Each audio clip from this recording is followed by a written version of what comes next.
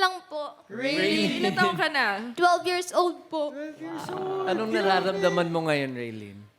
Feeling relax po kasi nakaraas na rin po ako. Pili relax po na.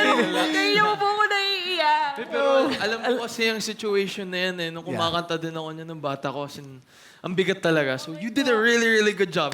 Thank you so much po! I have a question. Sino nagturo sa'yo kumanta? Lolo ko po. Lolo. Yes po. So is music nasa family niyo talaga siya? Sa lolo ko lang po. Sa lolo. Lolo mo lang.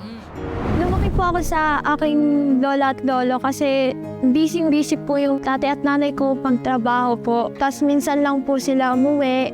Yung lola ko po, siya po yung nagluluto pag umaga po, pag napasok ako. Tapos yung lola ko po, siya po yung nagpa-plancha ng mga damit ko. Lagi po kami nagpa-practice para lagi po, everyday po ako nagwa-warm up. Ano ba yung mga bili nila sa'yo? Relax lang po, wag mong kakabahan po. Hi tatay at nanay, sobrang pagod niyo po sa akin. Sa lola at lola ko, sobrang salamat po sa inyo dahil lagi niyo po akong ginaguide sa mga dreams ko po. Just in case sino bang coach ang gusto mong piliin? Coach Julie po. Good luck. Sana ay magtugma ang inyong mga bituin. Nafe-feel ko yung pagiging old soul din eh. Yung influence mo eh. Like how you execute yung mga vibratos mo. And nakikita ko lahat ng mga influences mo with just this song. Tandaan mo, Lolo knows best. Pagkatapos ng Lolo, daddy na. Oo, paedad yan eh, di ba? Pero parang yung influence din niya dito sa song na to in particular, kakaiba rin. Yung Very. very, very groovy na ano. Blues. Very Oo. soul and blues yung atake niya dito. You have it all, stage presence, at talagang nakumbinsi mo kami na winner ka. Ngayon, nasa sayo na kung sinong Alam mo, coach. winner ka eh. Talagang Ang winner ka sa... Teka lang naman. Bakit ako muna? Gets Teka lang naman. Ha? Uy, bakit? Gets naman talaga.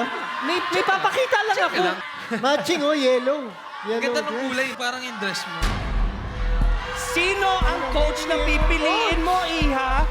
Okay po, so magaling po kayong lahat na coach. Talaga? Yes po. Pero isa lang po talagang magiging coach ko po. Sino? Ang coach po na pipiliin ko po ay si Coach Jack po.